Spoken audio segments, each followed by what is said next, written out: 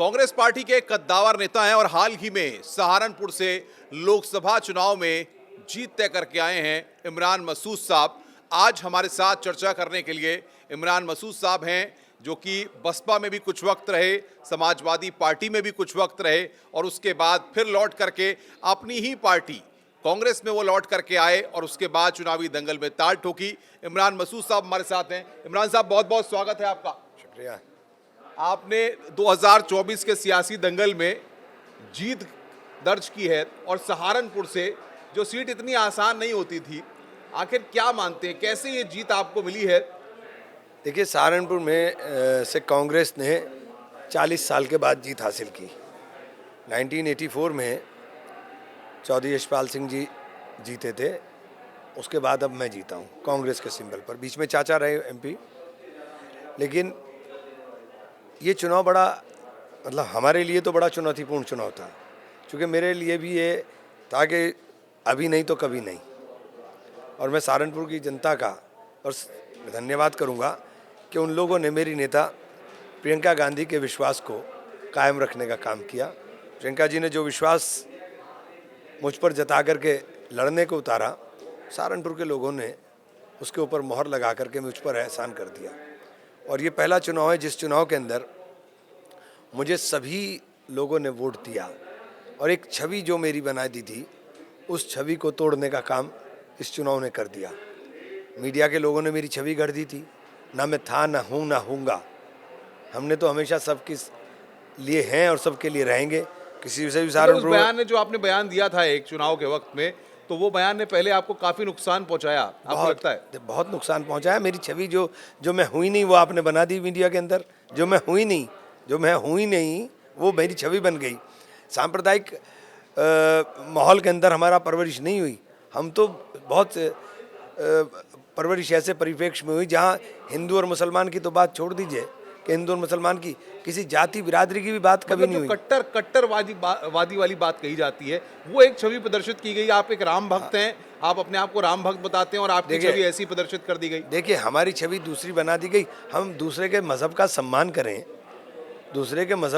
करें, तभी तो हम अपने सम्मान के लिए लोगों से उम्मीद कर सकते हैं। हमें, मेरा कुरान भी कहता है लकुम दीनुकुम वलिय दीन, तो आपको आपका दीन मुबारक, मुझे मेरा दीन मुबारक। अगर भगवान राम को डॉक्टर अल्लामा इकबाल, उनसे बड़ा स्कॉलर अभी मॉडर्न हाल उसमें नहीं हुआ, इस्लामिक स्कॉलर, उन्होंने कहा कि भगवान राम हिंदुस्तान के लिए उन्होंने लिखा इमाम हिंद।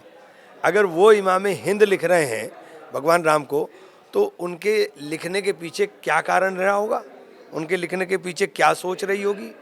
जब तक आप दूसरे के मज़हब का देश के अंदर करोड़ों लोगों की आस्था के प्रतीक राम है, तो क्या मेरे लिए उनकी आस्था का कोई सम्मान के मायने नहीं है? कहते हैं राम भक्त हूं।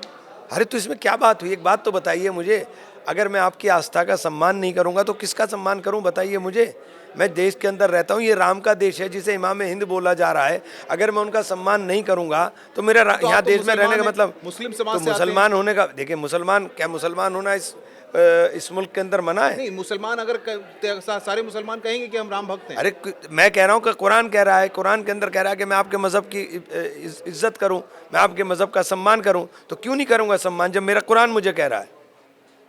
अच्छा, जिस तरीके से आपकी जीत हुई है, आपको लग रहा है कि सहारनपुर में जो जातिगत समीकरण थे, दलित और मुस्लिम, अगर इनके समीकरण को समझा जाए तो ये आपकी जीत में कितने बड़े निर्णायक फैक्टर रहे हैं? देखिए, मेरे चुनाव का जब शुरुआत हुई तो एक पंचायत वहाँ पर हुई और उस पंचायत के अंदर एक नारा लगा था कि ये इमरान का नहीं, राजपूत के स्वाभिमान का चुनाव है। और उन्होंने कहा था रघुकुल रीत सदा चली आई, प्राण जाए पर वचन न जाए।